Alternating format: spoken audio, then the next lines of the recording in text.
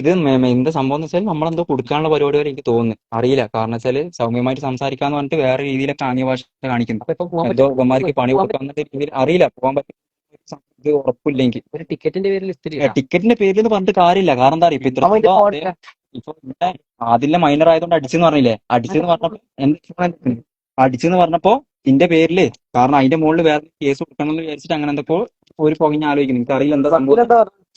നമ്മളെ ഭാഗത്ത് നമ്മൾ അപമര്യാദയായിട്ട് ഒന്നും സംസാരിക്കണ്ട. കാരണം നമ്മൾ നമുക്ക് നിയമത്തിന്റെ വഴിക്ക് നമുക്ക് പോവാം കേട്ടാ.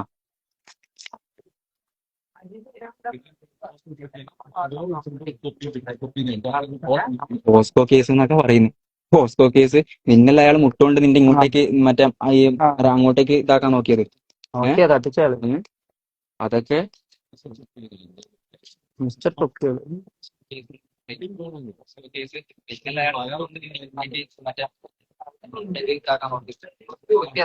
പറയുന്നത് എന്താ അറിയാ, അമ്മാർച്ചയുടെ തൊപ്പി കാരണമാണ് പ്രശ്നം ഇങ്ങനെ ആയത്. ഓനെന്താ പറഞ്ഞത്, ഓൻ പറഞ്ഞ് നിന്നെ അടിച്ച സമയത്ത് നമ്മൾ പേടിച്ചോനെ വിളിച്ചപ്പോ പറഞ്ഞു, അതായത് നിന്റെ ലോക്കൽ ഗാർഡിയൻ ആണെന്ന് പറഞ്ഞു. ആ സമയത്ത് നിന്നെ പ്രൊട്ടക്ട് ചെയ്യാന്നുള്ള രീതിയിൽ പറഞ്ഞ സമയത്ത് ഓൻ പറയാ തൊപ്പി കാരണം ഓൻ എന്താ ചെയ്തത്, ഓൻ പറഞ്ഞു സാറേ അവരൊന്നും ചെയ്യരുത്, എത്ര ഫൈൻ ആണെങ്കിലും കൊടുക്കാന്ന് പറഞ്ഞില്ലേ, എത്ര ഫൈൻ ആണെങ്കിൽ കൊടുക്കാന്ന് പറഞ്ഞില്ലേ. എന്നിട്ടും ലൈവ് കട്ടായാ അപ്പൊ ഇവിടെ ഫോൺ വെച്ച് കാരണം നമുക്ക് പറയാൻ പറ്റില്ല എന്താ സംഭവിക്കാൻ പറയാൻ പറ്റില്ല. എവിഡൻസ് വേണ്ടിട്ട് അടച്ചു. ആവശ്യമില്ല നമുക്ക് ഉള്ളിൽ അല്ല അങ്ങനല്ല, ഉള്ളിൽ എന്തായാലും നമുക്ക് കൂട്ടിയെടുക്കാൻ പറ്റില്ല. നമ്മളെ പേരിൽ കേസില്ലല്ലോ.